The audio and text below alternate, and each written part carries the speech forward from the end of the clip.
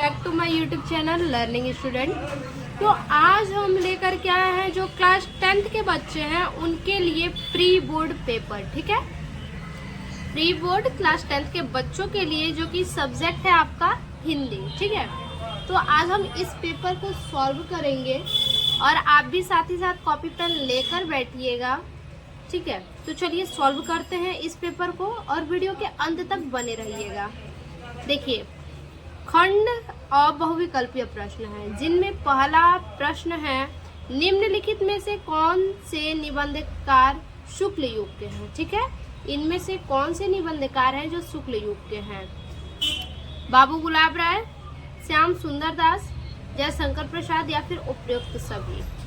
तो जो निबंधकार हैं शुक्ल युग के, वो इन सभी में से जो है कि ऑप्शन द हमारा सही होगा, क्योंकि ये तीनों के तीनों लोग क्या हैं, शुक्ल युग के निबंधकार हैं, इसलिए ऑप्शन द हमारा सही ऑप्शन है। दूसरा क्वेश्चन है मुंशी प्रेमचंद द्वारा संपादित पत्रिकाएं हैं।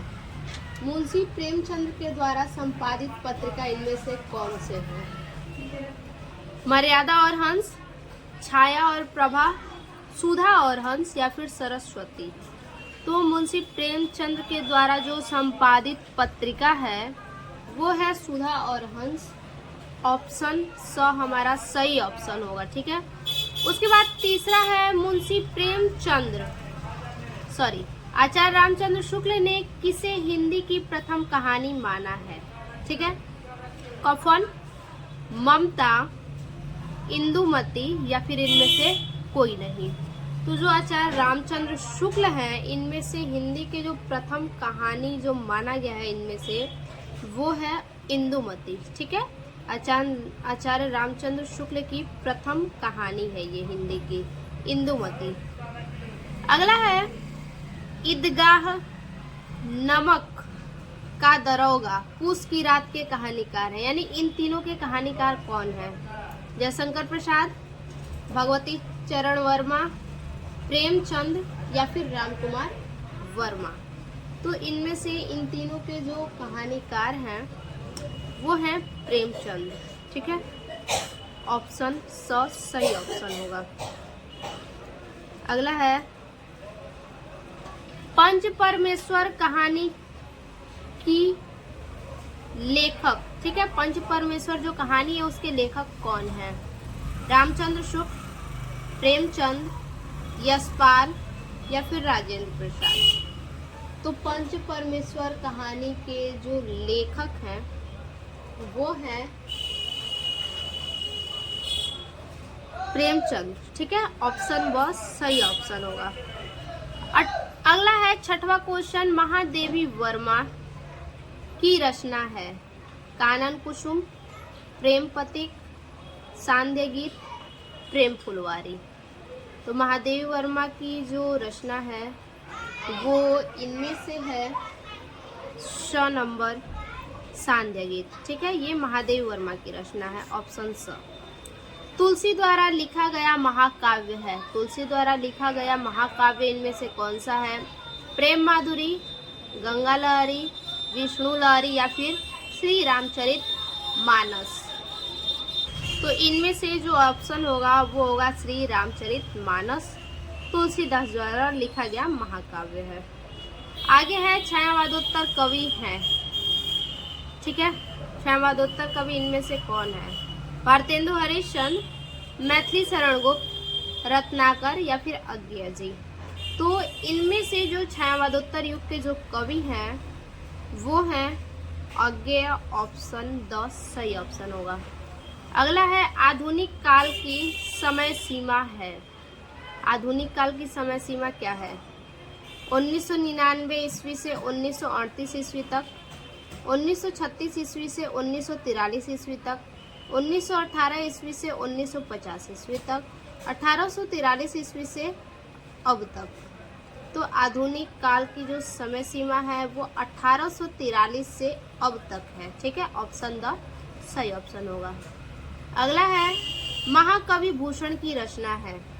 इनमें से चारों में से महाकवि भूषण की रचना कौन सी है? चिदंबरा, दीपशिखा, शिवा बावनी या फिर साकेत। तो इनमें से जो महाकवि भूषण की रचना है वो है शिवा बावली। ऑप्शन स सही ऑप्शन है।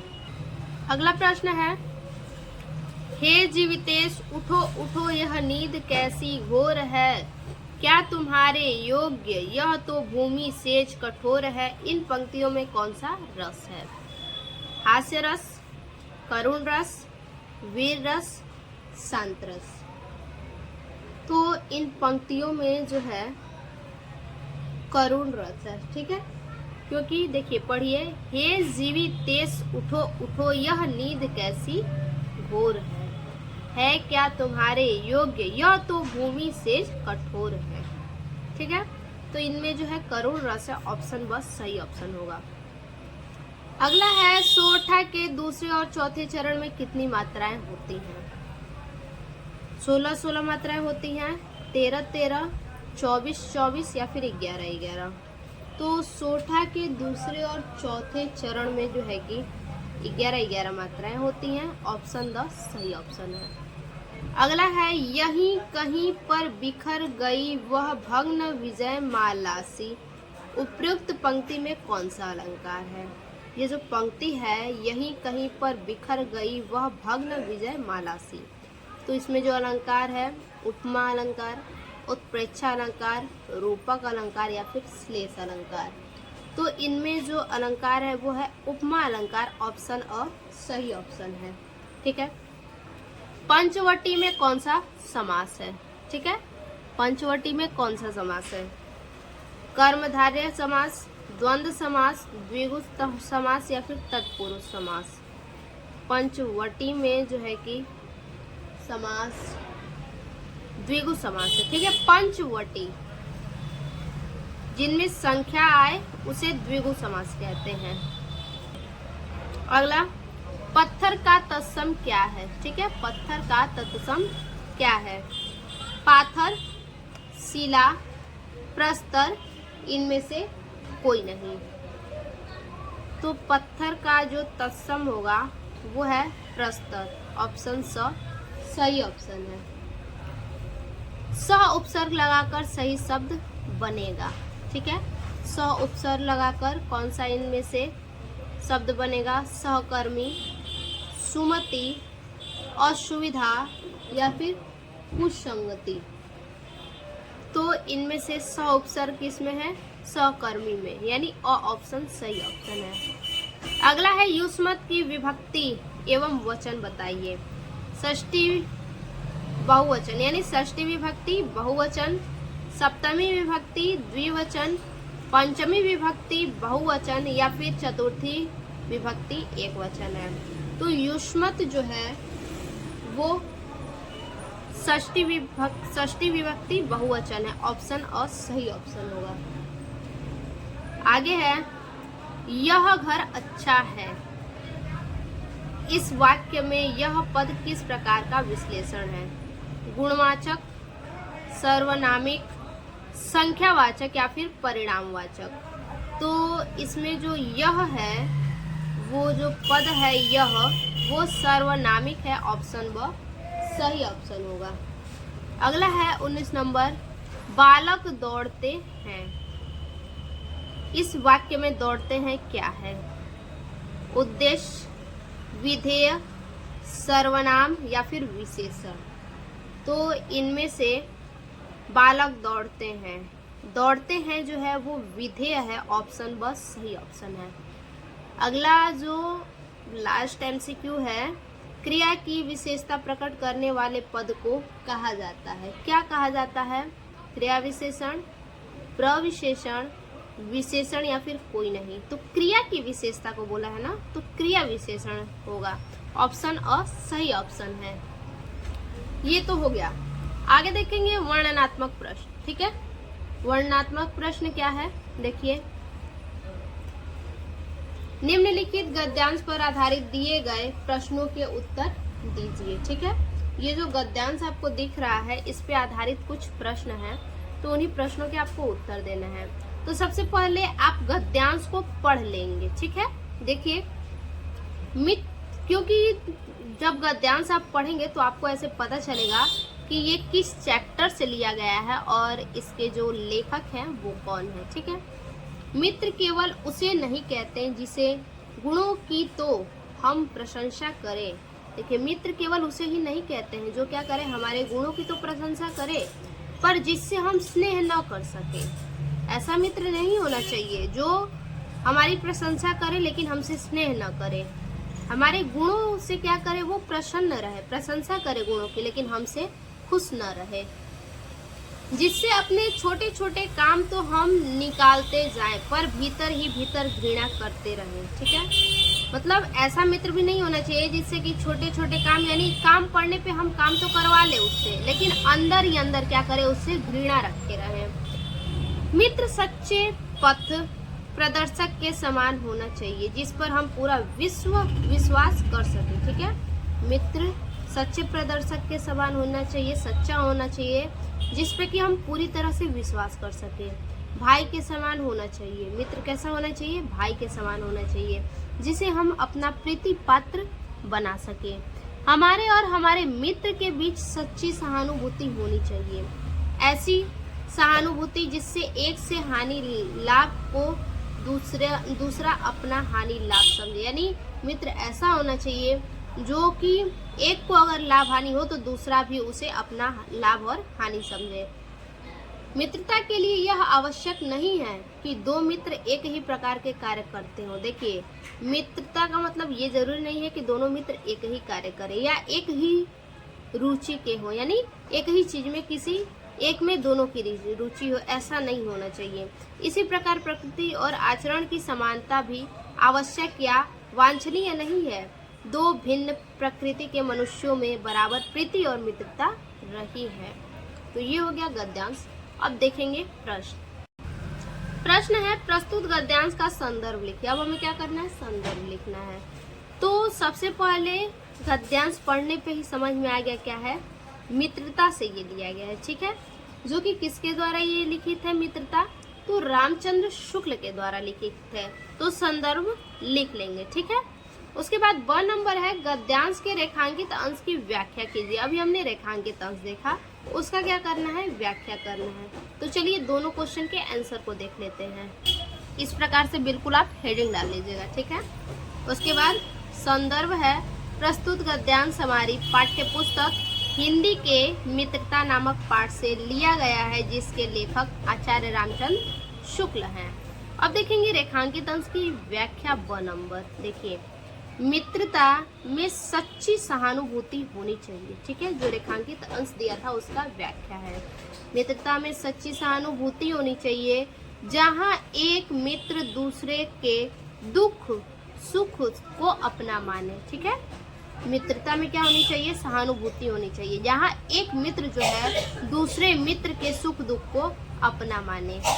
लेखक बताते हैं कि मित्रता के लिए दो मित्रों का एक जैसा काम करना, एक जैसी रुचि रखना या प्रकृति और आचरण में समान होना जरूरी नहीं है, क्योंकि भिन्न स्वभाव लोग भी गहरे दोस्त हो सकते हैं। ठीक है, यानी कि ये जरूरी नहीं है कि दोनों की रुचि एक ही में हो, दोनों के आचरण एक जैसे हो, दोनों एक जैसे काम करे तभी वो सच्चे मित्र नहीं कहलाएंगे। वो भिन्न भिन्न स्वभाव वाले होकर भी गहरे दोस्त हो सकते हैं।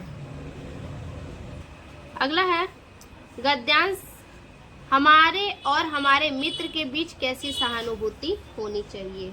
ठीक है, तो देखिए इसका आंसर यहाँ पे इस गद्यांश में दिया है, हमारे और हमारे मित्र के बीच सच्ची सहानुभूति होनी चाहिए, ऐसी सहानुभूति जिससे एक के हानि लाभ को दूसरा अपना हानि लाभ समझे। ठीक है, तो ये आंसर हो गया। अगला है सच्चा मित्र कैसा होना चाहिए। तो देखिए इसका आंसर भी इसी में है। ठीक है, यहाँ पे मित्र सच्चे पथ प्रदर्शक के समान होना चाहिए जिस पर हम पूरा विश्वास कर सके, भाई के समान होना चाहिए जिसे हम अपना प्रीतिपात बना सके। यानी कुछ क्वेश्चन के आंसर आपके इसी गद्यांश में ही मिल जाएंगे। अगला है मित्र किसे कहते हैं। देखिए तो तीनों के आंसर हम लाइन से देखेंगे। ठीक है, स द और य। देखिए लिखेंगे, हमारे और हमारे मित्र के बीच ऐसी सहानुभूति होनी चाहिए जिससे एक के हानि लाभ को दूसरा अपना माने। ठीक है। उसके बाद 2 नंबर क्या है, सच्चा मित्र कैसा होना चाहिए पूछा है। ठीक है। तो देखिए, सच्चा मित्र एक सच्चे पथ प्रदर्शक के समान होना चाहिए जिस पर हम पूरा विश्वास कर सके और भाई के समान होना चाहिए। उसके बाद अगला क्वेश्चन क्या है, यह मित्र किसे कहते हैं। देखिए, सच्चा मित्र वह है जो हमेशा हमारा मार्गदर्शक बने और जिस पर हम पूरा विश्वास कर सके। अगला देखिए, अथवा करके है। ठीक है, ख नंबर। तो दोनों में से आपको कोई एक करना है, हम आप लोग को दोनों बता दे रहे हैं। भिन्न भिन्न धर्मों के मानने वाले भी जो सारी दुनिया के सभी देशों में बसे हुए हैं, यहाँ भी थोड़ी बहुत संख्या में पाए जाते हैं। और जिस तरह यहाँ की बोलियों की गिनती आसान नहीं, उसी तरह यहाँ भिन्न भिन्न धर्मों के संप्रदायों की भी गिनती आसान नहीं।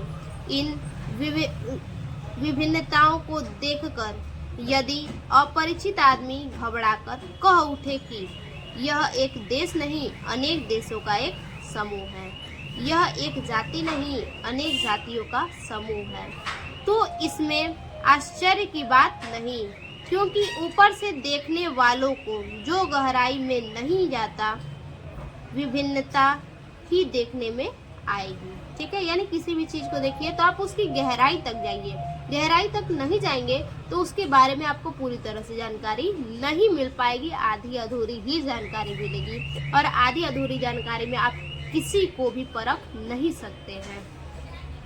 पहला प्रश्न है, उपयुक्त गद्यांश का संदर्भ लिखिए। ठीक है।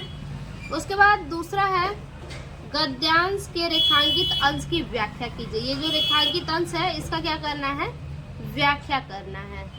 देखिए, संदर्भ है प्रस्तुत गद्यांश डॉक्टर राजेंद्र प्रसाद द्वारा रचित भारतीय संस्कृति नामक पाठ से लिया गया है। ठीक है।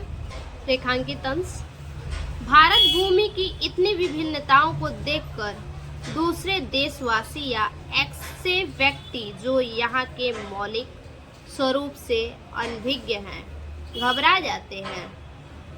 यानी कि जो विभिन्नताओं को देख के जो दूसरे देशवासी हैं या फिर ऐसे जो व्यक्ति हैं जो मौलिक स्वरूप से क्या है, अनभिज्ञ है, वो घबरा जाते हैं और कह बैठते हैं कि भारत तो एक देश है ही नहीं। ठीक है। जो लोग नहीं जानते हैं भारत के बारे में वो तो यही कहेंगे कि भारत क्या है, एक देश है ही नहीं, क्योंकि यहाँ क्या है, अनेक देशों के लोग रहते हैं। ठीक है। तो उनके पहनावे भी अलग अलग होंगे और धर्म भी अलग अलग होंगे। भारत तो एक देश है ही नहीं, वरना यह तो अनेक देशों का समूह है। यहाँ के निवासी भी किसी एक जाति के नहीं हैं। दूसरे देशवासियों की इस प्रकार की बातों में आश्चर्य करने योग्य कुछ भी नहीं है। ठीक है। अब इसके बाद अगला क्वेश्चन देखिए, क्या है अगला, लेखक ने भारतीय संस्कृति को अनेक देशों का समूह क्यों कहा है।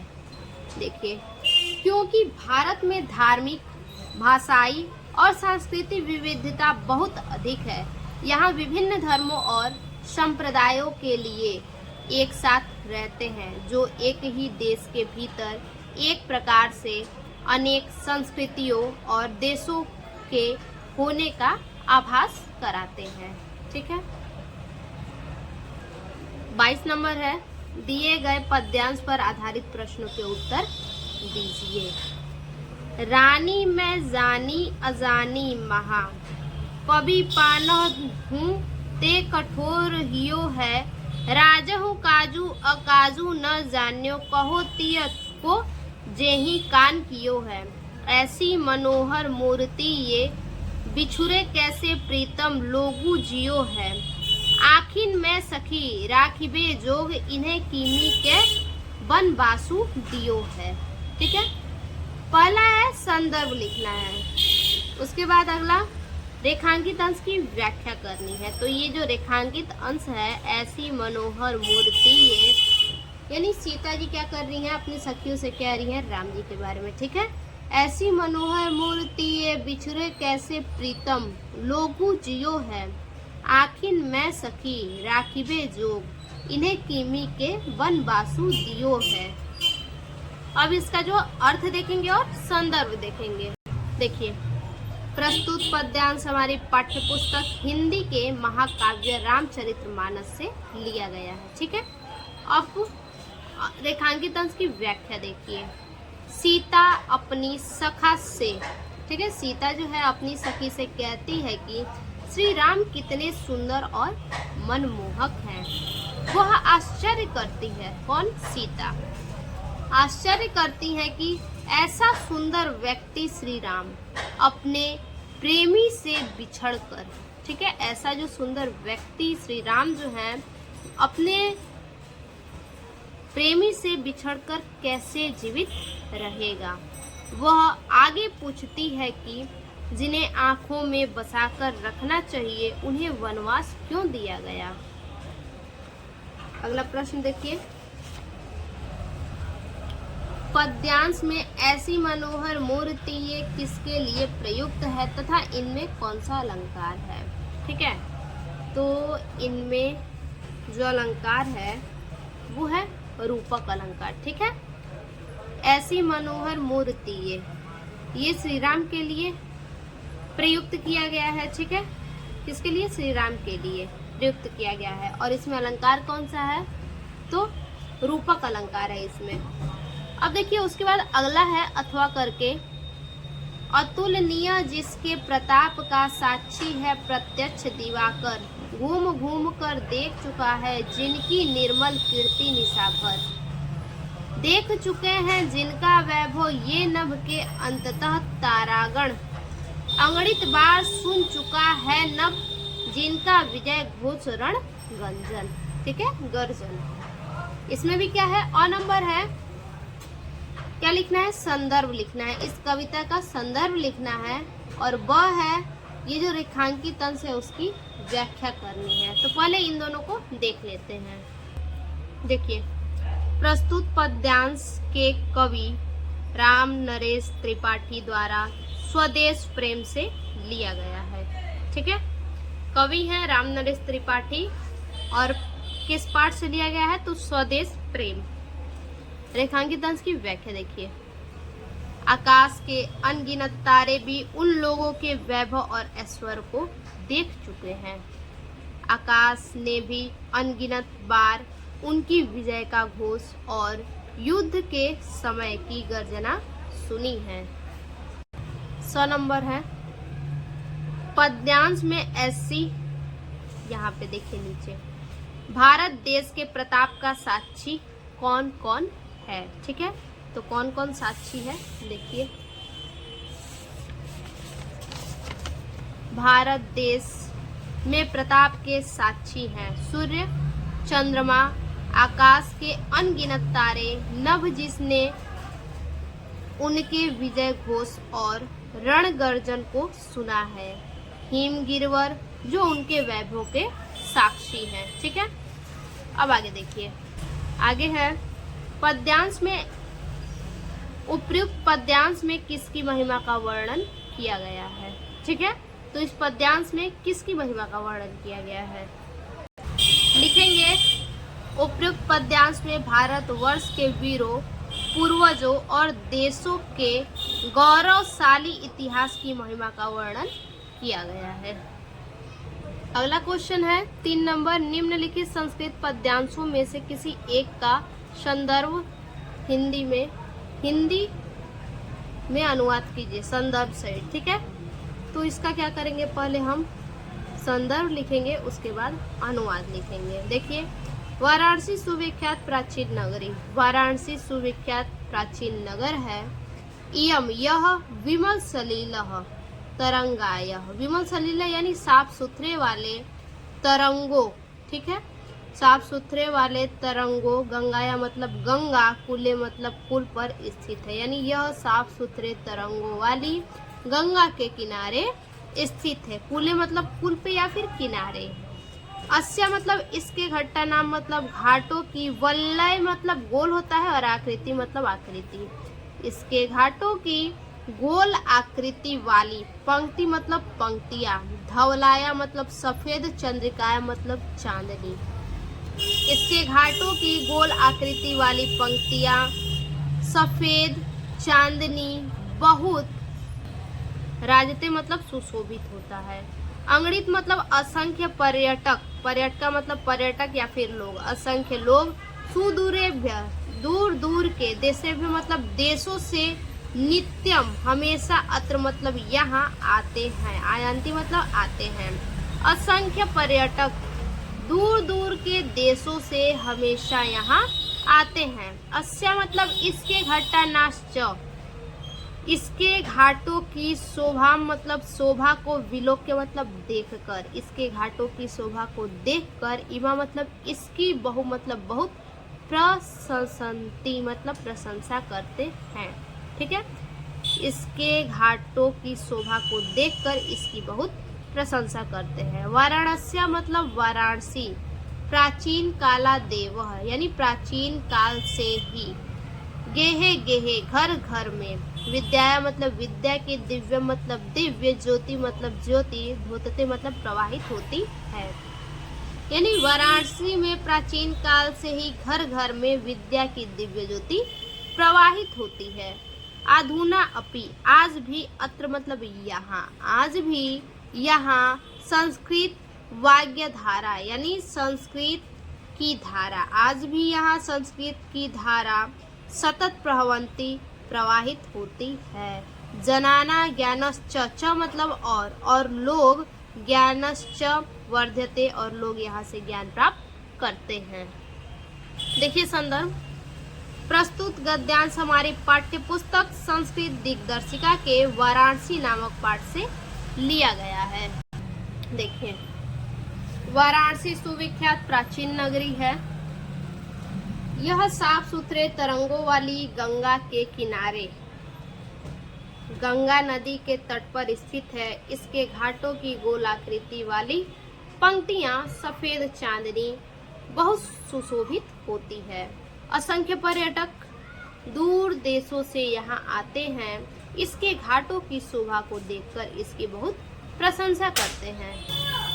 वाराणसी में प्राचीन काल से ही विद्या की अलौकिक ज्योति घर घर में प्रकाशित हो रही है। आज भी यहाँ पर संस्कृत भाषा की धारा प्रवाहित होती है और लोगों का ज्ञान बढ़ता है। आगे है मानव जीवन संस्करणम संस्कृति। ठीक है, मानव जीवन का संस्करण करना ही संस्कृति है। अस्माकम मतलब हमारे, पूर्वजा मतलब पूर्वजों ने, मानव जीवन, संस्कर्तुम मतलब संवारने के लिए, हमारे पूर्वजों ने मानव जीवन संवारने के लिए महानतम मतलब महान, प्रयत्न मतलब प्रयत्न, अकुर्वन् मतलब किए, महान प्रयत्न किए। ते मतलब वे, अस्माकम इस हमारे, वे हमारे, जीवनस्य मतलब जीवन को, संस्करणाय मतलब संवारने के लिए, यानः मतलब जिन, आचाराना मतलब आचार, विचाराना मतलब विचार, वे हमारे जीवन को संवारने के लिए जिन आचार, च मतलब और, जिन आचार और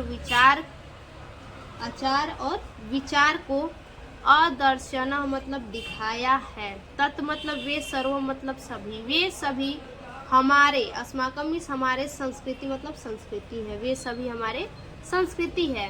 विश्वस्य, विश्वस्य मतलब विश्व का, सृष्टता मतलब निर्माता, ईश्वर मतलब ईश्वर, विश्व के निर्माता ईश्वर, एक मतलब एक, एवं मतलब ही है। ठीक है, विश्व के निर्माता ईश्वर एक ही है। इति भारतीय संस्कृति मूलम, यही भारतीय संस्कृति का मूल है। विभिन्नम तावलंबिनम, विभिन्नम तावलंबिनम मतलब विभिन्न मतलब विभिन्न, मता मतलब मतों के, अवलंबिना मतलब अनुयायी। ठीक है, विभिन्न मतों के अनुयायी। विविध मतलब विभिन्न, विभिन्न प्रकार के, नाम भी मतलब नामों से, विभिन्न मतों के अनुयायी विभिन्न प्रकार के नामों से, एक कम मतलब एक, एवं मतलब ही, एक ही, ईश्वरम मतलब ईश्वर को, भजन्ते मतलब भजते हैं। अब देखिए, प्रस्तुत पद्यांश हमारी पाठ्य पुस्तक संस्कृत खंड के भारतीय संस्कृति पाठ से उद्धृत है। ठीक है, अब देखेंगे अनुवाद। अनुवाद है मानव जीवन का संस्करण करना संस्कृति है। हमारे पूर्वजों ने मानव जीवन संवारने के लिए महान प्रयत्न किए। वे हमारे जीवन को संवारने के लिए जिन आचार और विचारों को दिखाया है वे सभी हमारी संस्कृति है। विश्व का निर्माता ईश्वर एक ही है। ठीक है, विश्व का जो निर्माता है वो ईश्वर एक ही है। यह भारतीय संस्कृति का मूल है। विभिन्न मतों के अनुयायी विभिन्न प्रकार के नामों से एक ही ईश्वर को भजते हैं। ठीक है, तो ये हो गया जो है कि संदर्भ सहित व्याख्या। अगला है चौथा प्रश्न, निम्न संस्कृत पद्यांश में से किसी एक का संदर्भ सहित हिंदी में अनुवाद कीजिए। दोनों में से किसी एक का संदर्भ सहित अनुवाद करना है, तो हम दोनों देखेंगे। ठीक है, माता गुरुतरा भूमे खात पित्तोश्च अस्तथा मन शीघ्रतर वातात चिंता बहुतरी ऋणातः। माता गुरुतरा भूमे यानी माता से, भूमि से माता गुरुतरा। ठीक है, भूमि तो भूमि से भारी माता का स्थान है। ठीक है, भूमि मतलब भूमि से, तो भूमि से भारी माता का स्थान है। आगे, और आकाश से ऊंचा पिता का स्थान है। वायु से भी तीव्र मन है और तिनकों से अधिक ज्वलनशील चिंता है। ठीक है, अब इसका संदर्भ सहित व्याख्या देखते हैं। प्रस्तुत संस्कृत पद्यांश हमारी संस्कृत खंड के जीवन सूत्राणी नामक पाठ से उद्धृत है। ये हमारा संदर्भ हो गया।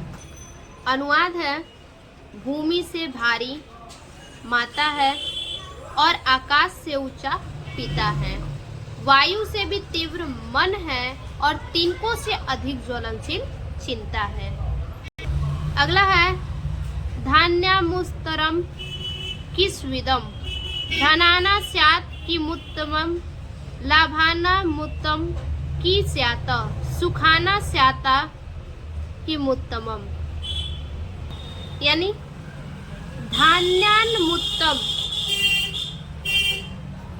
किस्विदम धनाना स्यात् किमुत्तमय, यानी अन्नों में उत्तम क्या है और धनों में उत्तम कौन सा धन है। ठीक है, अन्नों में उत्तम क्या है और धनों में उत्तम कौन सा धन है।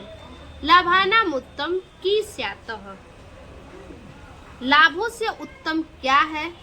सुखाना स्यातः किमुत्तमम्, और सुखों में उत्तम क्या है। दोनों का संदर्भ जो है सेम होगा। ठीक है, क्योंकि दोनों जो है एक ही चैप्टर से लिया गया है। देखिए, अन्नों में उत्तम क्या है और धनों में उत्तम कौन सा धन है। लाभों में उत्तम क्या है और सुखों में उत्तम क्या है।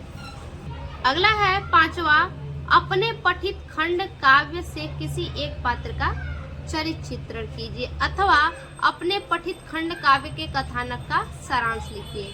तो ये क्लास 10th जो है उसमें खंड काव्य क्या है, मुक्ति दूत है। ठीक है, इसमें हालांकि मुक्ति दूत नहीं दिया है, डायरेक्ट बोल दिया है कि अपने पठित खंड काव्य से किसी एक पात्र का चरित्र चित्रण। तो आप में जो है गाजीपुर जिले की अगर बात करें तो मुक्ति दूत है, तो मुक्ति दूत का क्या करना है, चरित्र चित्रण लिखना है, जो कि उसमें मुख्य नायक जो है जिनका चरित्र चित्रण होगा वो है गांधी जी। तो गांधी जी का चरित्र चित्रण देख लेते हैं। देखिए, आपको प्रश्न ऐसे भी दे देगा, मुक्ति दूत खंड काव्य के पुरुष पात्र के व्यक्तित्व की विशेषता लिखिए। ठीक है, तो यानी कुछ भी खंड काव्य अगर बोलेगा तो आप मुक्ति दूत ही लिखेंगे, अदर कुछ भी नहीं। तो देखिए, लिखेंगे सबसे पहले डॉक्टर राजेंद्र प्रसाद मिश्र द्वारा रचित मुक्ति दूत नामक खंड काव्य में महिला गांधी के पावन चरित्र महात्मा गांधी, ठीक है, खंड काव्य के महात्मा गांधी के पावन चरित्र का वर्णन किया गया है। गांधी जी इस खंड काव्य के नायक हैं, ठीक है। और हेडिंग बनाएंगे पहला, अलौकिक दिव्य पुरुष। गांधी जी किस प्रकार से अलौकिक दिव्य पुरुष कहलाए? कवि ने गांधी जी को ईश्वर का अवतार बताया है, जो पृथ्वी पर दुखों का हरण करने के लिए यदा कदा आते हैं, ठीक है। कवि ने क्या किया है, गांधी जी को जो है कि ईश्वर का अवतार बताया है। उसी श्रेणी में कवि ने महात्मा गांधी को रखा है, ठीक है। भगवान की ही श्रेणी में महात्मा गांधी को कवि ने रखा है। राम, कृष्ण, बुद्ध, महावीर आदि भारत में अंग्रेजों के अत्याचार बढ़ जाने पर देश को स्वतंत्र कराने के लिए मानो स्वयं परमात्मा ने महात्मा गांधी के रूप में जन्म लिया था। जैसे कि पृथ्वी पर जब जब अत्याचार होता है तो भगवान किसी न किसी रूप में उस अत्याचार को खत्म करने के लिए आते हैं। उसी तरह से गांधी जी थे, ठीक है। अंग्रेजों के अत्याचार बढ़ जाने पर गांधी जी को स्वयं मानो परमात्मा ने भेजा है। इस प्रकार मुक्ति दूत के नायक महात्मा गांधी साधारण पुरुष न होकर दिव्य पुरुष थे, ठीक है। अब आगे देखेंगे अगला हेडिंग। अगला हेडिंग है हरिजनोद्धार, यानी हरिजन के उद्धारक किस प्रकार से ये थे।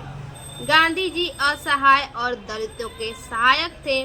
उनकी दुर्दशा देखकर उनका हृदय वेदना से भर जाता था। जब गांधी जी हरिजनों को देखते थे तो उनका हृदय वेदना से भर जाता था। उनका कहना था, गांधी जी का कहना था कि जिन हाथों ने संसार गढ़ा, क्या उसने हरिजन नहीं गढ़ा? तब फिर कैसा छुआछूत किस गीता में पाठ पढ़े, ठीक है। आगे है, गांधी जी साबरमती आश्रम में हरिजनों को भी रखते थे, ठीक है। गांधी जी का जो साबरमती आश्रम था उसमें वो हरिजन को भी रखते थे।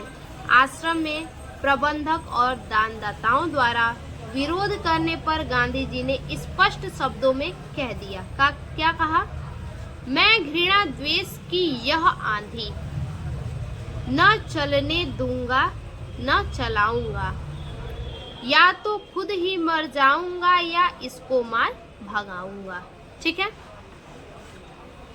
उसके बाद आगे देखते हैं, अगला हेडिंग बनाएंगे हिंदू मुसलमान एकता के समर्थक। गांधी जी सांप्रदायिक वैर भाव के कट्टर विरोधी थे। उन्होंने स्वतंत्रता संग्राम में हिंदू मुस्लिम दोनों को साथ लिया था, ठीक है। स्वतंत्रता संग्राम में गांधी जी ने हिंदू और मुस्लिम दोनों को लिया था साथ में। जब भारत को स्वतंत्र करवाना था तो उन्होंने हिंदू और मुस्लिम एकता का अथक प्रयत्न किया, ठीक है। उन्होंने हिंदू और मुस्लिम के एक करवाने के लिए अथक उन्होंने प्रयत्न किया। वे हिंदू मुस्लिम को एक डाली पर खिले फूल समझते थे। आगे, मुझे लगते हिंदू मुस्लिम, उन्होंने कहा था ऐसा कि मुझे लगते हिंदू मुस्लिम एक ही डाली के दो फूल, एक ही माटी के दो रूप, एक ही जननी के दो लाल। अगला हेडिंग है आर्थिक समृद्धि के पोषक। गांधी जी ने भारत की दीनहीन दशा को सुधारने के लिए स्वदेशी वस्त्रों का निर्माण एवं विदेशी वस्त्रों का बहिष्कार, खादी एवं चरखे को प्रोत्साहन, सादा जीवन और उच्च विचार की प्रेरणा, मादक द्रव्यों का त्याग आदि अनेक प्रयत्न किए, ठीक है। देखिए गांधी जी ने क्या किया, भारत में जो दीनहीन दशा है उसको सुधारने के लिए उन्होंने स्वदेशी वस्त्रों का निर्माण किया, विदेशी वस्त्रों का बहिष्कार किया, यानी अपने भारत के वस्त्र का निर्माण उन्होंने करवाया और विदेशी जो वस्त्र थे उनका उन्होंने बहिष्कार कर दिया। जो गरीबी की दशा थी उसको सुधारने के लिए, और खादी और चरखे को क्या किया, प्रोत्साहन किया। खादी जो कपड़े होते हैं और चरखा जो होता है उसको उन्होंने प्रोत्साहन दिया। सादा जीवन उच्च विचार की प्रेरणा दी कि सादा जीवन जियो और विचार क्या करो, उच्च रखो। मादक द्रव्य यानी मांस मदिरा जो कुछ भी है उसका त्याग करने के लिए अनेक प्रयत्न इन्होंने किया। उनका कहना था, गांधी जी का कहना था, छोटा बच्चा भी भारत का है, एक अगर नंगा भूखा, गांधी को चैन कहाँ होगा, वह भी सो जाएगा भूखा। अब देखिए भारत के मुक्ति दूत गांधी जी किस प्रकार से कहलाए। महात्मा गांधी ने भारत को मुक्त कराने के लिए भारतीय स्वतंत्रता संग्राम का कुशल नेतृत्व किया। उनके 30 वर्ष के सतत प्रयासों से भारत की मुक्ति का स्वप्न पूरा हुआ। ठीक है, उन्होंने 30 वर्षों तक अथक प्रयास किया, तब जाके भारत क्या हुआ, अंग्रेजों के चंगुल से मुक्त हुआ और महात्मा गांधी का सपना पूरा हुआ। उनके कुशल नेतृत्व में परतंत्रता की श्रृंखला छिन्न भिन्न हो गई। ठीक है, उनके नेतृत्व में क्या हुई, जो परतंत्रता की श्रृंखला थी वो छिन्न भिन्न हो गई और 15 अगस्त 1947 ईस्वी को स्वतंत्र हो गया। हमारा भारत जो है 15 अगस्त 1947 ईस्वी को स्वतंत्र हो गया। अंततः निश्चय ही वे सच्चे अर्थों में क्या थे, भारत के मुक्ति दूत थे। ठीक है, सच्चे अर्थों में वो क्या थे, भारत के मुक्ति दूत थे। ठीक है, अगला है राष्ट्रभक्त लास्ट हेडिंग। गांधी जी महान राष्ट्रभक्त थे।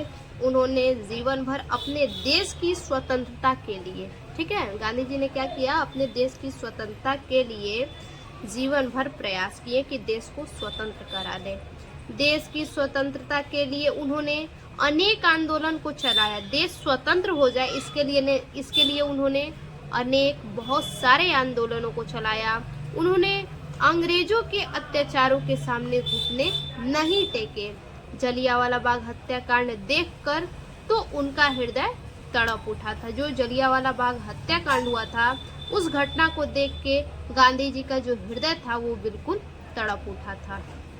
तो ये हो गया मुक्ति दूत यानी खंड काव्य के प्रमुख पात्र, प्रमुख नायक का चरित्र चित्रण।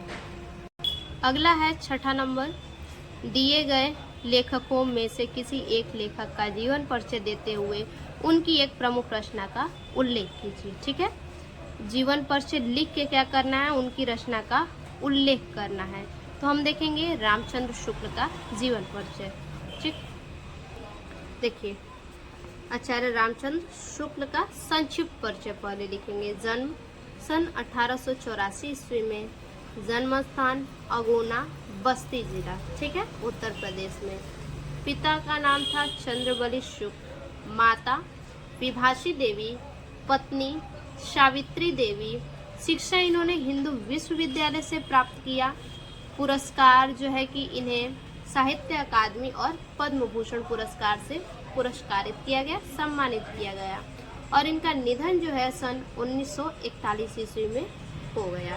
ठीक है, अब इसी के आधार पे क्या करना है, जीवन परिचय आपको लिखना है। ठीक है, तो चलिए देख लेते हैं किस प्रकार से जीवन परिचय लिखेंगे। देखिए हेडिंग बनाएंगे जीवन परिचय और जो मेन पॉइंट है उसको आप हाईलाइट करेंगे। ठीक, जैसे हमने हाईलाइट किया है। लिखेंगे पंडित रामचंद्र शुक्ल का जन्म बस्ती जिले के अगोना नामक गांव में सन 1884 ईस्वी में हुआ। इनके पिता का नाम पंडित चंद्रबली शुक्ल था जो सुपरवाइजर कानूनगो थे। इनकी माता का नाम विभाषी देवी था। इन्होंने हाई स्कूल की परीक्षा मिशन स्कूल से उत्तीर्ण की। इंटरमीडिएट की परीक्षा के बाद ये मिर्जापुर के न्यायालय में नौकरी किए। बाद में इनकी नियुक्ति काशी हिंदू विश्वविद्यालय में हिंदी के प्राध्यापक पद पर हो गए। इसी पद पर कार्य करते हुए 2 फरवरी सन 1941 ईस्वी में इनका निधन हो गया। ठीक है, तो ये तो जीवन परिचय हो गया। अब क्या करना है, इनकी रचना लिखना है। ठीक है, जीवन परिचय के बाद पहले साहित्य रचना लिखेंगे। ठीक है, उसके बाद रचना लिखेंगे। हिंदी निबंध को नया आयाम देकर शुक्ल जी हिंदी साहित्य के आलोचक, श्रेष्ठ निबंधकार एवं युग प्रवर्तक आचार्य थे। इन्होंने 19 वर्षों तक काशी नागरी प्रचारणी पत्रिका का संपादन भी किया। ठीक है, तो इतना ही आपको लिखना है। अब देखिए इनकी जो रचना है, कृतियां में लिखेंगे जो रचना है, निबंध है चिंतामणि विचार विधि, इतिहास हिंदी साहित्य का इतिहास, संपादन है जैसी ग्रंथावली तुलसी ग्रंथावली। ठीक है, यहाँ पे देखिए, यहाँ पे जो है कि डॉक्टर राजेंद्र प्रसाद, जयशंकर प्रसाद, प्रेमचंद भी है। ठीक है, तो आचार्य रामचंद्र शुक्ल का हमने देख लिया। मोस्ट इम्पॉर्टेंट कौन कौन से होते हैं? आचार्य रामचंद्र शुक्ल के और जयशंकर प्रसाद के सबसे ज़्यादा पूछे जाते हैं। ठीक है, तो हम जयशंकर प्रसाद के भी जीवन परिचय को देख लेते हैं। देखिए, संक्षिप्त परिचय लिखेंगे जयशंकर प्रसाद के। जन्म सन 1889 ईस्वी में, जन्म स्थान काशी, पिता देवी प्रसाद, माता मुन्नी देवी, रचना कामायनी आंसू तितली, मृत्यु सन 1937 ईस्वी में।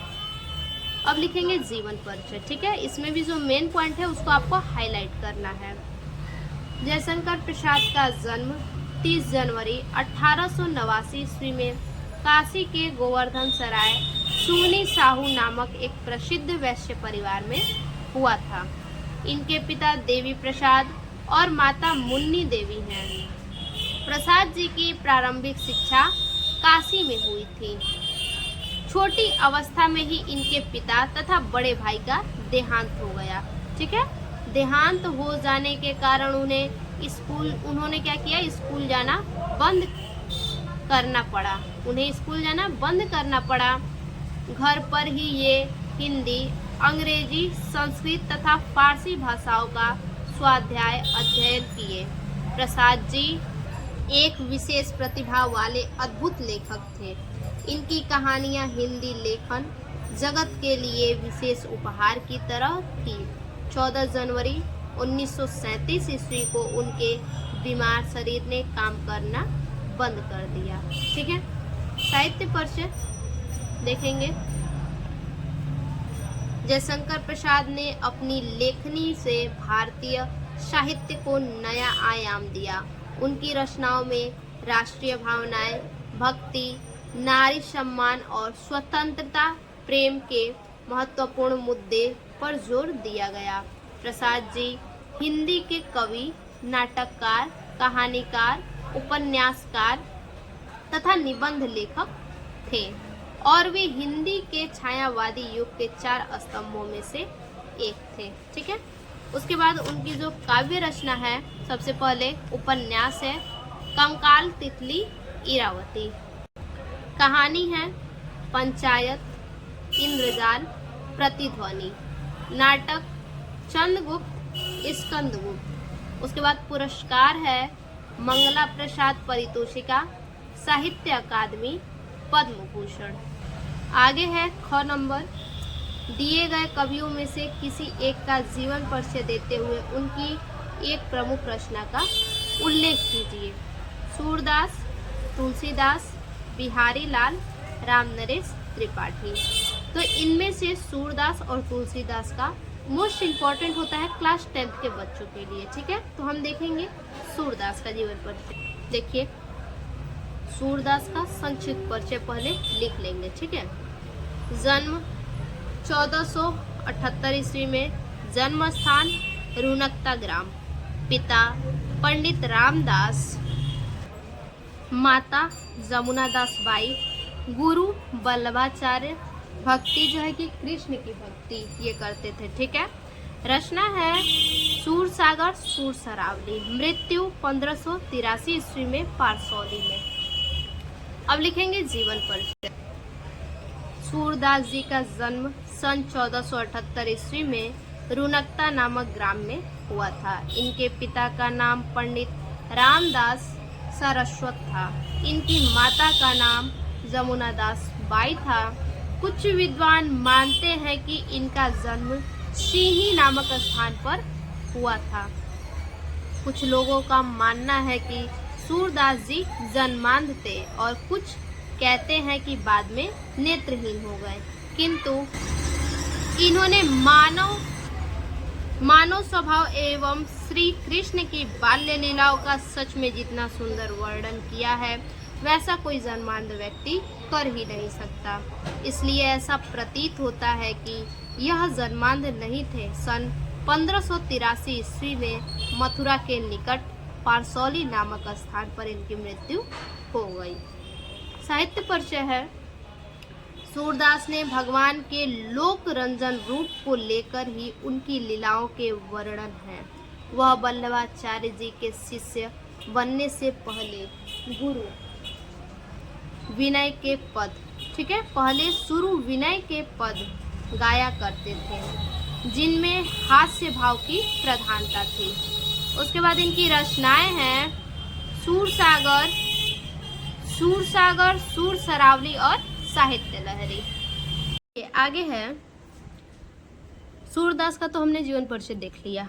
आगे देखेंगे तुलसीदास का, ठीक है, क्योंकि ये दोनों आपके लिए मोस्ट इम्पॉर्टेंट है। कभी कभी ऐसा भी करता है कि सूरदास दे के आपको तुलसीदास न दे, ठीक है, और तुलसीदास दे के सूरदास न दे, ऐसा भी होता है। तो तुलसीदास और सूरदास दोनों का आप याद कर लीजिएगा। तो तुलसीदास का भी देख लेते हैं। देखिए, गोस्वामी तुलसीदास संक्षिप्त परिचय, ठीक है। जन्म सन 1532 ईस्वी में, जन्म स्थान राजापुर गांव, बांदा जिला। माता तुलसी, पिता आत्माराम दुबे, गुरु नरहरिदास, पत्नी रत्नावली। रचना है रामचरितमानस और विनय पत्रिका, ठीक है। उसके बाद इनका जो देहांत है, देहावसान, वो सन 1632 ईस्वी में हुआ, ठीक है। उसके बाद लिखेंगे जीवन परिचय। तुलसीदास का जन्म सन 1532 ईस्वी में उत्तर प्रदेश के बांदा जिले के राजापुर नामक गांव में हुआ था। वहीं कुछ विद्वान उनका जन्म स्थान सोरोएटा जनपद भी मानते हैं। तुलसी के पिता का नाम आत्माराम दुबे था, ठीक है। तुलसी के पिता का क्या नाम था? आत्माराम दुबे।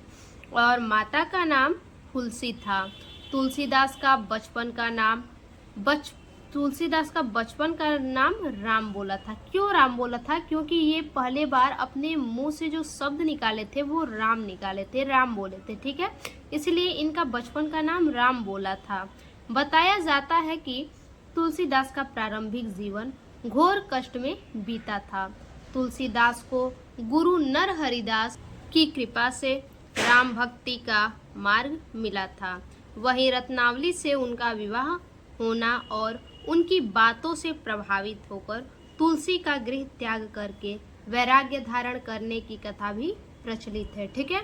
ऐसा माना जाता है, कहा जाता है कि रत्नावली से तो उनका विवाह हुआ था, लेकिन उनके रत्नावली और तुलसी के बीच कुछ बात को लेके बहस हो गया था, जिससे रत्नावली इनको बहुत झरेट के कुछ बोली थी, ठीक है। तो वो चीज़ जो है, वो बात इनके हृदय पे लग गया, तो उनकी बातों से प्रभावित हुए, ठीक है। और प्रभावित होकर तुलसी का गृह त्याग करके वैराग्य धारण करने की कथा प्रचलित है। सन 1632 ईस्वी में लगभग उन्होंने काशी में ही अपना शरीर त्याग दिया, ठीक है। इसके बाद देखेंगे साहित्य परिचय। देखिए, साहित्य परिचय है पारिवारिक जीवन से विरक्त होने के बाद, यानी पारिवारिक जीवन से विरक्त होने के बाद, जब पारिवारिक जीवन इन्होंने त्याग दिया, उसके बाद तुलसीदास चित्रकूट, अयोध्या आदि तीर्थ स्थानों का भ्रमण करते रहे। अयोध्या में उन्होंने रामचरितमानस महाकाव्य की रचना प्रारंभ की, ठीक है। उन्होंने रामचरितमानस कहाँ लिखा? अयोध्या में। तुलसी ने अपना बाकी जीवन काशी में राम कथा का गान करते हुए गुजारा, ठीक है। और इनकी जो रचनाएं हैं वो हैं रामचरितमानस महाकाव्य है, विनय पत्रिका, गीतावली, कवितावली, दोहावली, जानकी मंगल और पार्वती मंगल, ठीक है। तो ये इनकी प्रमुख रचनाएं हैं। आगे क्या है देखिए, अपनी पाठ्य पुस्तक से कंठस्थ किया हुआ कोई एक श्लोक लिखिए जो इस प्रश्न पत्र में न आया हो। देखिए, श्लोक है काकः चेष्टा वको ध्यानम स्वानः निद्रा तथैव च, यानी कौवे की तरह चेष्टा रखो, बकुले की तरह ध्यान लगाओ, स्वानः निद्रा तथैव च। अल्पाहारी त्यागी विद्यार्थी पंच लक्षण और श्वान की तरह, ठीक है, कुत्ते की तरह सो और अल्पाहारी कम भोजन करो, कम भोजन करने वाला, अल्पाहारी यानी कम खाने वाला, गृह त्यागी घर त्यागने वाला, विद्यार्थी पंच लक्षण, ये पांचों लक्षण विद्यार्थी में होते हैं, ठीक है। इसका अर्थ नहीं लिखना है, स्लो के लिखना है, मैंने इसका अर्थ आपको बता दिया, ठीक है। उसके बाद आगे है, देखिए क्या है आगे, छात्रवृत्ति के लिए अपने प्रधानाचार्य को एक आवेदन पत्र लिखिए, मुख्य नगर अधिकारी को शहर की सफाई हेतु एक प्रार्थना पत्र लिखिए। तो हम जो है आप लोग को दोनों प्रार्थना पत्र दिखाएंगे क्योंकि दोनों मोस्ट इम्पॉर्टेंट है। देखिए प्रार्थना पत्र सबसे पहले लिखेंगे, सेवा में श्रीमान प्रधानाचार्य महोदय, प्रगतिशील हाई स्कूल, भोपाल मध्य प्रदेश। विषय है निर्धन छात्र कोष से छात्रवृत्ति हेतु आवेदन पत्र, ठीक है, छात्रवृत्ति के लिए आवेदन पत्र लिखेंगे। महोदय, सविनय निवेदन है कि मैं राकेश कुमार कक्षा 8 आपके विद्यालय का एक बहुत निर्धन छात्र हूँ। मेरे पिताजी एक गरीब मजदूर हैं। मैं इस वर्ष नई कक्षा में प्रवेश कर गया हूँ, परंतु मेरे पास कोई पुस्तक नहीं है, अतः आपसे निवेदन है कि मुझे निर्धन छात्र कोष से कुछ सहायता प्रदान करें ताकि मैं पढ़ाई जारी रख सकूं। आपका आज्ञाकारी राकेश कुमार, कक्षा 8, उसके बाद धन्यवाद लिखेंगे और दिनांक, ठीक है। तो ये जो हो गया आपका छात्रवृत्ति पे प्रार्थना पत्र।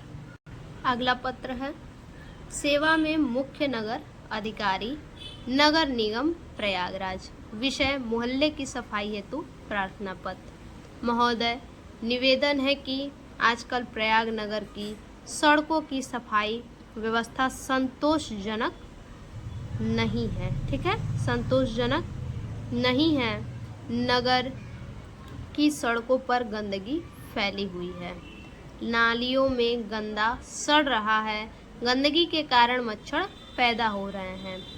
अतः आपसे अनुरोध है कि आप यहाँ की सफाई करवाने का उचित प्रबंध करें। हमें आशा है कि आप जल्द से जल्द इस विषय में ठोस प्रबंध करेंगे, ठीक है।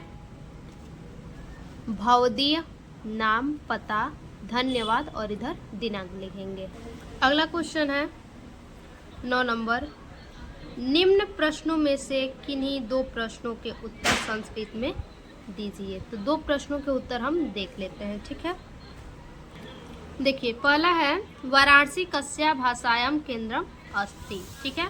तो लिखेंगे वाराणसी संस्कृत भाषाया केंद्रम अस्ति, ठीक है।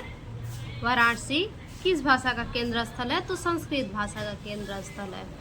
उसके बाद तीसरा देखेंगे, देखिए भारतीय संस्कृति का संगम स्थली, भारतीय संस्कृति सर्वेशा धर्माणा संगम स्थली, ठीक है, सभी धर्मों का संगम स्थल है।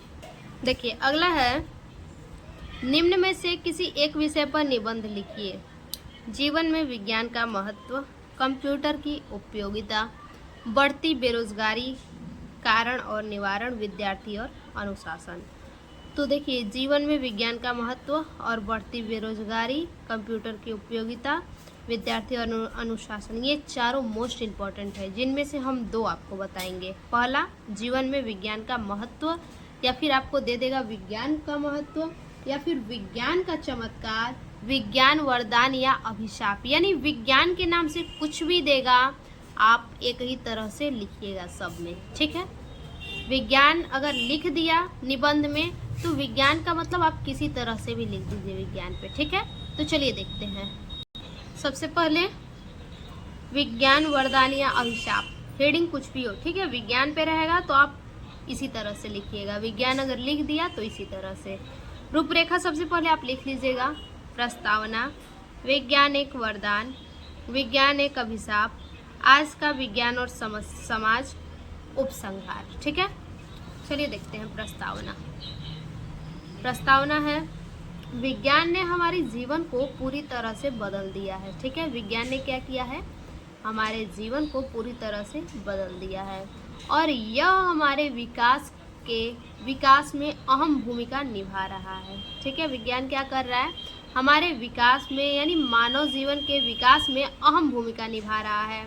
इसके आविष्कारों ने दुनिया को न केवल तकनीकी दृष्टि से सशक्त किया है बल्कि हमारे जीवन को सरल और सुविधाजनक बनाया है। ठीक है, उसके बाद है विज्ञान एक वरदान। लिखेंगे, विज्ञान का सबसे बड़ा योगदान चिकित्सा के क्षेत्र में हुआ है। ठीक है, विज्ञान का सबसे बड़ा योगदान किस में हुआ है, तो चिकित्सा के क्षेत्र में। पहले जहां असाध्य रोगों का इलाज संभव नहीं था, जी हाँ, आप सभी लोग भी जानते हैं अच्छी तरह से, पहले क्या था कि किसी को भी भयंकर से भयंकर रोग हो जाता था तो वो व्यक्ति मर जाता था, उसका कोई उपाय नहीं होता था। ठीक है, और आज के डेट में क्या है, विज्ञान ने एक से एक दवाओं का आविष्कार किया है, कैंसर जैसी बीमारी का भी इलाज निकाला है। ठीक है, पहले जहां असाध्य रोगों का इलाज संभव नहीं था, वहीं अब चिकित्सा विज्ञान ने कई जानलेवा बीमारियों का इलाज खोज निकाला है।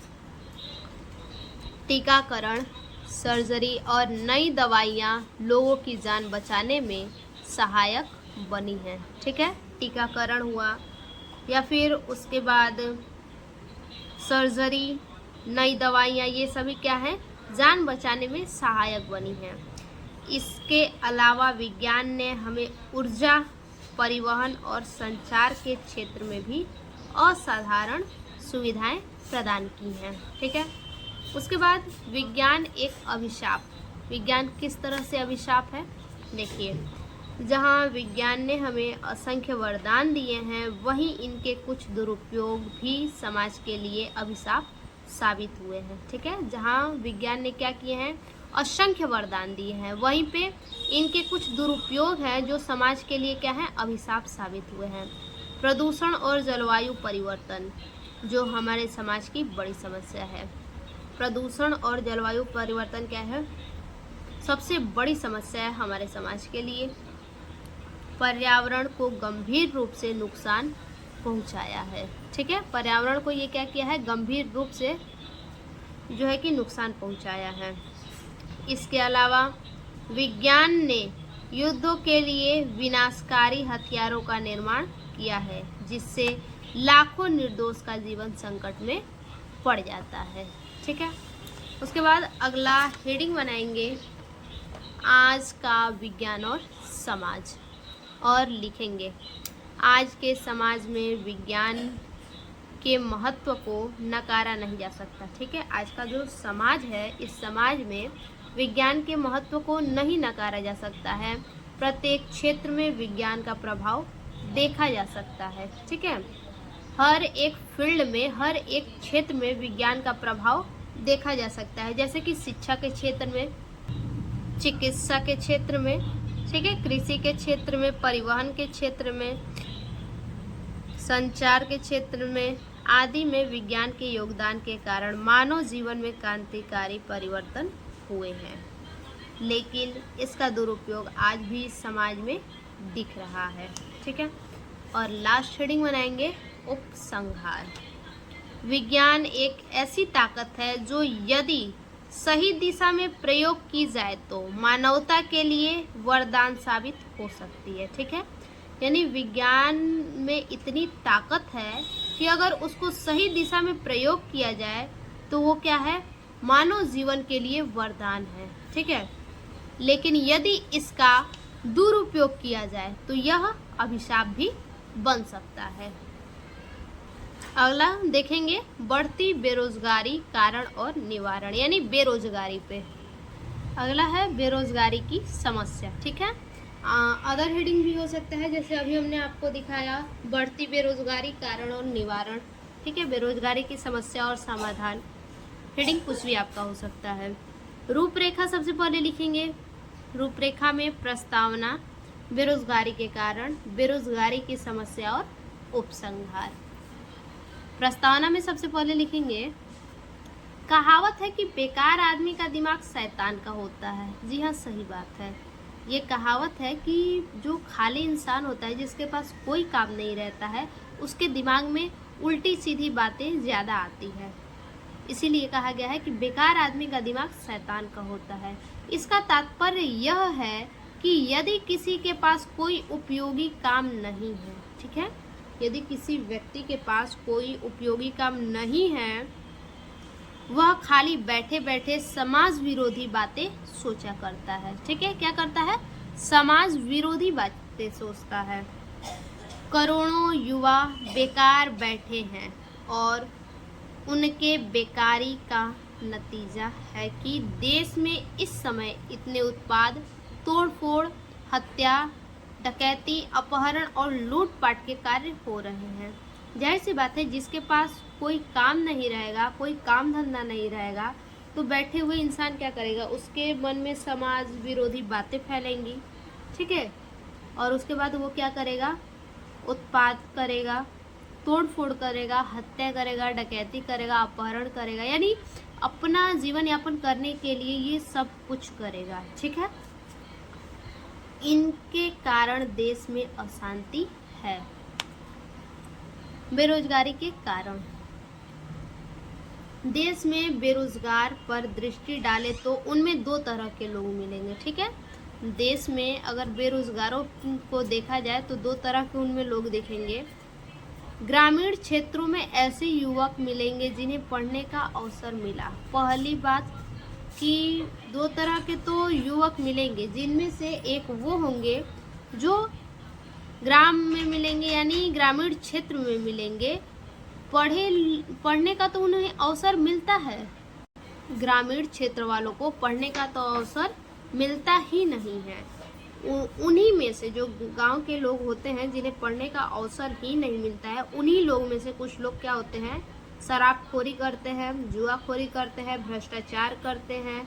इसी प्रकार से अनेक अवांछनीय आदतें क्या होती हैं? पैदा हो जाती हैं। जाहिर सी बात है, गांव के लोग जो पढ़े लिखे नहीं होंगे वो क्या करेंगे? यही सब काम करेंगे। दूसरे वर्ग में, यानी दूसरी बात यह है कि शहरों और नगरों में रहने वाले ये युवक आते हैं जो शिक्षित तो हैं, पर जिन्हें इच्छा अनुसार कोई धंधा या व्यवसाय उपलब्ध नहीं है। यानी दूसरे वर्ग में ऐसे लोग हैं जो शहर से हैं, नगर से हैं, वो शिक्षित तो हैं, लेकिन उनके इच्छा के अनुसार क्या होता है? उन्हें व्यवसाय नहीं मिलता है, धंधा नहीं मिलता है। अब अच्छे खासे पढ़े लिखे शिक्षित लोगों को कहा जाए गिलोय माटी करने के लिए, तो वो लोग गिलोय माटी नहीं करेंगे। ठीक है, तो इसीलिए कह रहा है यहाँ पे कि उनके इच्छा अनुसार उन्हें जो है कि व्यवसाय नहीं मिलता है। देहाती क्षेत्र को ले या शहरी क्षेत्र, अशिक्षित का छोड़ दें, यानी जो अशिक्षित लोग हैं, जो शिक्षा ही जो नहीं प्राप्त किए, उनको छोड़ दें। ठीक है, देहाती क्षेत्र को ले या शहरी क्षेत्र को, जो शिक्षा प्राप्त किए हैं उनको। तो शिक्षित में भी ऐसे युवक मिलेंगे जिन्होंने सारी डिग्रियां ले ली हैं, परंतु वे कोई व्यवसाय नहीं कर रहे हैं। ठीक है, अगला हेडिंग है बेरोजगारी की समस्या और समाधान। बेरोजगारी की समस्या का समाधान। ऐसा नहीं है कि देश में व्याप्त बेरोजगारी की समस्या पर सरकार का ध्यान न गया हो। ठीक है, ऐसा नहीं है कि देश में जो व्याप्त बेरोजगारी की समस्या है उस पर सरकार का ध्यान न गया हो। सरकार का ध्यान बेरोजगारी पर जाता है, लेकिन और सरकार क्या करता है? हर 5 वर्ष पे योजना निकालता है। कार्यक्षम युवकों के लिए नए उद्यमों के सृजन की योजनाएं बनाती और कार्यान्वित होती आई है, पर इनका असर नित्य बढ़ती आबादी के कारण शून्य हो जाता है। ठीक है, यानी कि कहने का मतलब है कि बेरोजगारी पे सरकार का ध्यान जाता है। हर 5 वर्ष पे सरकार योजना भी निकालता है, युवकों को योजनाएं भी प्रदान होती हैं, लेकिन इसका असर नहीं पड़ता है।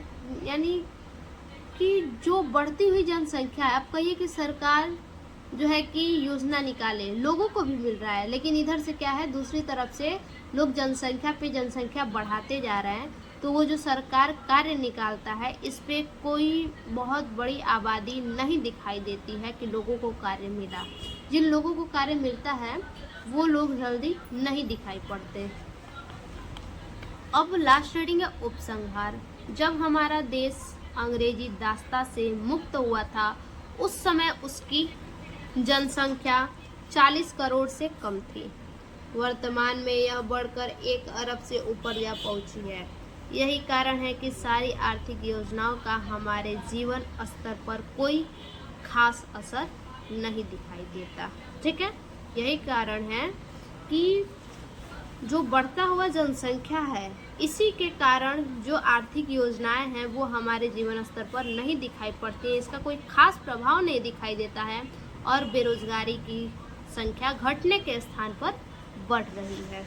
ठीक है, तो ये हो गया जो कि बेरोजगारी की समस्या और समाधान पे निबंध। आखिरी और लास्ट क्वेश्चन क्या है 11 नंबर, निम्नलिखित वाक्यों को संस्कृत में लिखिए। ठीक है, जिनमें से पहला क्या है, गणेश जी को नमस्कार है, तो इसका संस्कृत क्या बनेगा देखते हैं।